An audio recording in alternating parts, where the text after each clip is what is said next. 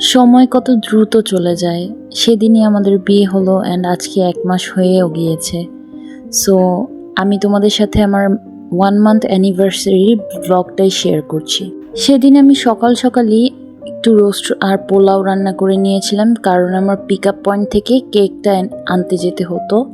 কেকটা আনার ভিডিওটা আমি করতে পারিনি, অনেক তাড়াহুড়ায় ছিলাম। এসে আমি একটু আমার ফেসে একটু ওয়্যাক্সিং করি। আমি কোল্ড ওয়্যাক্সটা ইউজ করি বিকজ এটা আমার কাছে মনে হয় যে একেবারে নির্ভেজাল এবং সেফ। অন্যগুলো ইউজ করতে আমার একটু ভয় লাগে। দেন আমি আমার স্কিন কেয়ারটাও করে নিচ্ছিলাম, স্কিনে এবং হাতে পায়ে কিছু প্যাক লাগাচ্ছিলাম, ফেস অ্যান্ড বডি প্যাক আর কি। আজকে যেহেতু অ্যানিভার্সারি, এতটুকু তো করাই যায়। অ্যান্ড এটা কিন্তু আমাদের লং ডিস্টেন্স অ্যানিভার্সারি ডেট হতে যাচ্ছে। ওর অফিস আছে, তাই ও অনেক জলদি উঠতে হবে অ্যান্ড ও যাওয়ার আগে আমাদের অ্যানিভার্সারিটা সেলিব্রেট করে যাবে। তাই বিকাল হওয়ার আগে আমাকে সব কিছু করতে হতো। কেকটা এনে তারপর আমি এখানে এই যে চা পাতা আর পেঁয়াজের বাটা অর্থাৎ পেস্টটা দিয়ে আমি কিন্তু একটা হেয়ার প্যাক বানিয়ে নিচ্ছি, যেন চুলগুলো একটু সিল্কি স্মুথ হয়ে যায়।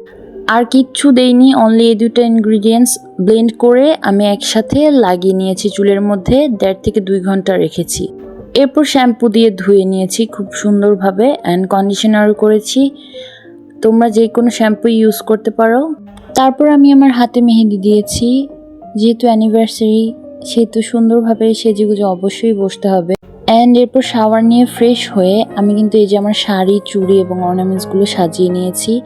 অ্যান্ড এই তো এখানে আমি নিজের মতো করে ডেকোরেশন করেছি। অ্যান্ড এরপর হঠাৎ করেই দেখি আমার জন্য একটা পার্সেল এসেছে। আমার husband all the way from Canada, সে আমার জন্য একটা বুকে পাঠিয়েছে, খুবই সুন্দর একটা ফুলের বুকে। এরপর আমরা এখানে এই যে কেক কাটছি, আমাদের ভিডিও কলে ডেট। কেক কাটা হয়ে গেলে আমি ওর সামনে বসেই ভিডিও কলে চিঠিটা পড়ছিলাম। ও আমাকে দেখতে চাচ্ছিল যে আমার রিয়াকশনটা কেমন হয় চিঠিটা পড়ে। অ্যান্ড আলহামদুলিল্লাহ, I was so happy. 1 month anniversary ব্লগটা কিন্তু এখানেই শেষ হচ্ছে।